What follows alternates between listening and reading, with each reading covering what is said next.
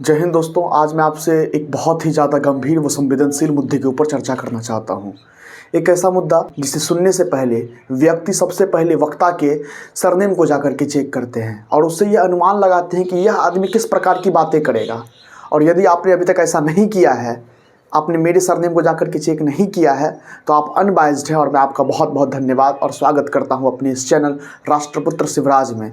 मैं अपने नाम के पीछे कोई जाति लगाता भी नहीं हूं, वो इसलिए क्योंकि मेरे अंदर ना तो अपनी जाति को लेकर के कोई दंभ है और ना ही किसी प्रकार का हे दृष्टि है। खैर, आइए आज के मुद्दे पे चर्चा करते हैं। आज का मुद्दा जो है वो है यूजीसी एंटी डिस्क्रिमिनेशन रूल 2026।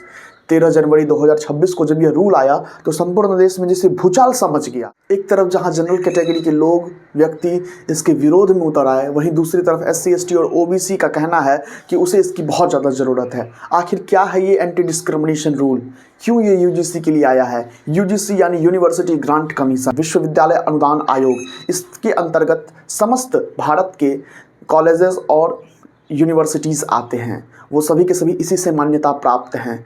इस कॉलेजेस और यूनिवर्सिटी में होने वाले जातिगत उत्पीड़न को देखते हुए सरकार ने यह बिल लाया, यह रूल लाया है। मैं आपसे पुनः कहूँगा कि इस प्रकार की घटनाएं हमारे समाज में वर्तमान स्थिति में भी हो रही है, इसको कोई नकार नहीं सकता है। अभी भी कुछ इस प्रकार की मानसिकता के लोग हमारे समाज में हैं। मैं कट्टर हिंदू ब्राह्मण हूँ, छुआछूत जात पात मानता हूँ, उसको अधिकार नहीं है। अब वो कहे चपरासी हम यहाँ पर 40 साल से नौकरी कर रहे हैं और हमारा लड़का हाई कोर्ट का जज बन गया है, इसलिए हम इस कोर्ट में आज बैठेंगे, उसको अधिकार नहीं ना है। अब वो जब तक ऑन ड्यूटी चपरासी रहेगा चपरासी ही रहेगा, वो जब तक धरातल पर शूद्र रहेगा शूद्र ही रहेगा, उसका परिवर्तन नहीं हो सकता है। चाहे वो कितना भी पढ़ ही नहीं सकता, उसका अधिकार ही नहीं, पढ़ेगा ही नहीं। इसमें कोई शक नहीं है, इसमें कोई संदेह नहीं है कि इस प्रकार की मानसिकता रखने वाले व्यक्तियों के ही खिलाफ यह रूल लाया गया है और इस रूल का रहना बहुत ज़्यादा जरूरी है। मैं आपको दो केस सुनाता हूँ, एक रोहित वेमुला की, एक पूजा ताड़वी की। रोहित वेमुला हैदराबाद सेंट्रल यूनिवर्सिटी के पीएचडी स्कॉलर थे, एससी शेड्यूल कास्ट से आते थे और उन्हें अपने टीचर्स, अपने कलीग के द्वारा इतना ज़्यादा प्रताड़ित किया गया कि प्रताड़ित होकर के उन्होंने आत्महत्या चुन लिया। 17 जनवरी 2016 को उनकी लाश उनके रूम में मिली। अब वहीं दूसरी तरफ मैं आपको लेके चलता हूँ पूजा ताड़वी, जिन्हें अन्य जगहों पे, कई जगहों पे पायल ताड़वी के भी नाम से जाना जाता है। वो भी शेड्यूल ट्राइब की एक डॉक्टर महिला थी। उसे उसके सीनियर डॉक्टर के द्वारा इतना ज़्यादा जातिगत रूप से पीड़ित किया गया कि उन्होंने आत्महत्या कर लिया। ऐसे केस ढेर सारे हमारे समाज में हो रहे हैं। ये तो वो केवल चंद केसेस हैं जो सामने आ गए, बहुत सारे ऐसे केसेस हैं जो कि दब के रह जाते हैं। पार पेशाब चिटवाया आपसे, सही बता रहे हो दादा कि गलत तो नहीं बता रहे हो? अच्छा ठीक, क्या चाहते हो आप क्या चाहते हो?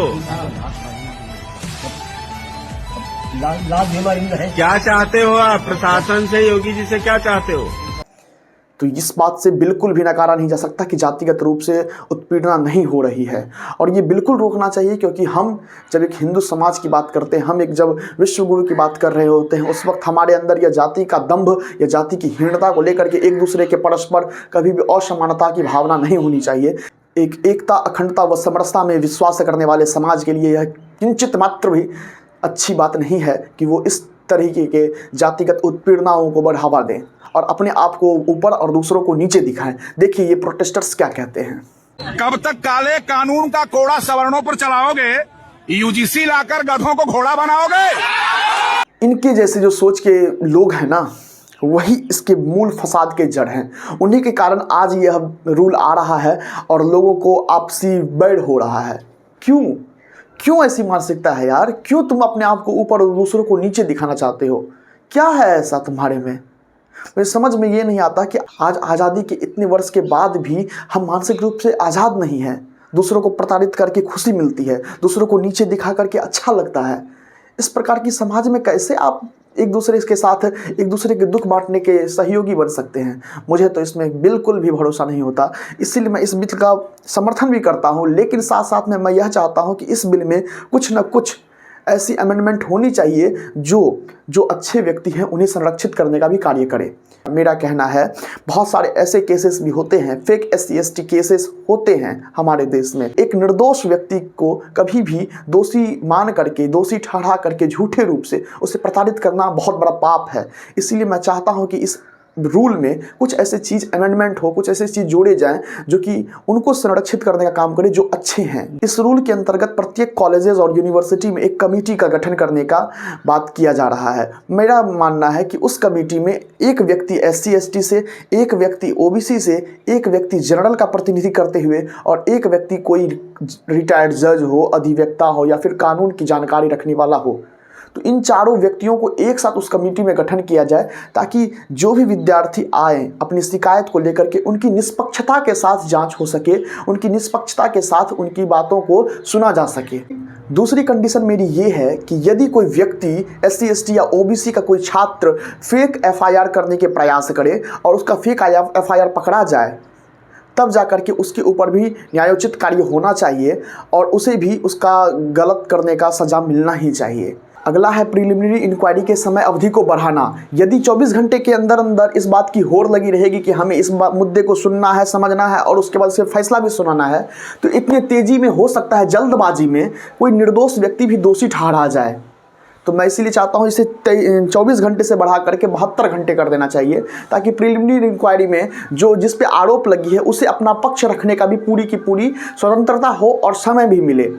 और अंत में सबसे महत्वपूर्ण बात जो है वो ये है कि डेटा का ट्रांसपेरेंसी होना चाहिए। जितनी भी भारत के कॉलेजेस और यूनिवर्सिटी हैं उन सबों में एक चार्ट बननी चाहिए, एक तालिका बननी चाहिए जिसमें यह लिखा हो कि संपूर्ण साल में कितने केस इस प्रकार के आए हैं, कितने उसमें सच पाए गए, कितने झूठ पाए गए और जो दोषी था उसे कितना सज़ा मिला, क्या सज़ा मिला। और अंत में मैं आपका केवल एक विचार जानना चाहूँगा। मैं चाहूँगा कि आप कमेंट सेक्शन में मुझे ज़रूर बतावें कि यदि कई बार ऐसा होता है कि कोई जनरल कैटेगरी का दोस्त अपने SC ST कैटेगरी के दोस्त को या किसी को भी एक बार जातिगत रूप से उत्पीड़ित कर दे, कुछ उल्टा सीधा बोल दे और बाद में उसे रियलाइज़ हो कि भाई मैंने गलती कर दिया, उसे जाके माफ़ी भी मांग ले, और लेकिन तब तक में वो SC ST और OBC का व्यक्ति जो है वो भावना में बह करके और जा करके FIR कर दे, पहले बार में ही क्या उस विद्यार्थी को, जनरल कैटेगरी के उस विद्यार्थी को टर्मिनेट कर देना चाहिए पूरी की पूरी डिग्री से, उसकी पूरी की पूरी एकेडमिक्स को खत्म कर देना चाहिए, या फिर उसे एक सुधरने का मौका अवश्य देना चाहिए ताकि वो आगे अपने भविष्य में इस प्रकार की गलती ना करे और सुधार करके आगे भविष्य में कभी भी इस चीज़ का समर्थन ना करे और आपसी प्रेम के साथ, समरसता के साथ, सामाजिक सौहार्दपूर्ण भावना के साथ एक साथ मिलकर के रहे। मैं जन्म आधारित जाति व्यवस्था के पुरजोर विरोध में हूँ, क्योंकि मेरा मानना है कि कोई व्यक्ति केवल जन्म के आधार पर ऊंचा या नीचा कैसे हो सकता है। भगवान श्री कृष्ण ने भी श्रीमद् भगवत गीता के 4थे अध्याय के 13वें श्लोक में कहा है, चतुष्क वर्णम मया सृष्टम गुण कर्म विभाग सह। हे पार्थ, मैंने चारों वर्णों को गुण और कर्म के आधार पर बांटा है, ना कि जाति के आधार पर। तो इस जन्म आधारित जाति कुप्रथा को खत्म करने के लिए 2 चीज़ों का समाज में होना बहुत ज़्यादा जरूरी है। पहला, अंतर जाति विवाह को समर्थन देना, और दूसरा, जो हमारे मंदिर हैं जहां हम सभी जाकर के भगवान के सामने नतमस्तक होते हैं, उस जगह केवल पुजारी ब्राह्मण से ही ना आवे, बल्कि वह क्षत्रिय से भी आवे, वैश्य से भी आवे, शूद्र से भी आवे। वे तमाम लोगों को आने का मौका मिलना चाहिए जो पूजा विधियों को जानते हों, जो वेदों का सही पाठ करते हों, जिनका मंत्रोच्चार सही हो, जो अपने नियमों को बहुत अच्छे से मानते हों, जो पवित्र मन के हों, साफ दिल के हों, एक दूसरे में समरसता व एकता की भाव देखें, सभी प्राणियों में समानता रखें। इस प्रकार के लोगों को अवसर मिलना चाहिए कि वो पूजा भी कर सकें, उन्हें पुजारी का भी बनने का अवसर मिलना चाहिए। तब जाकर के हम कहीं ना कहीं जाति को, प्रथा को खत्म कर सकेंगे, पूरी तरीके से समूल नष्ट कर सकेंगे और हम कह सकेंगे हमारी कोई जाति नहीं, और हमारी जाति जो कभी नहीं जाती थी अब वो चली जा चुकी है। जय हिंद, जय भारत, भारत माता की जय, जय श्री राम।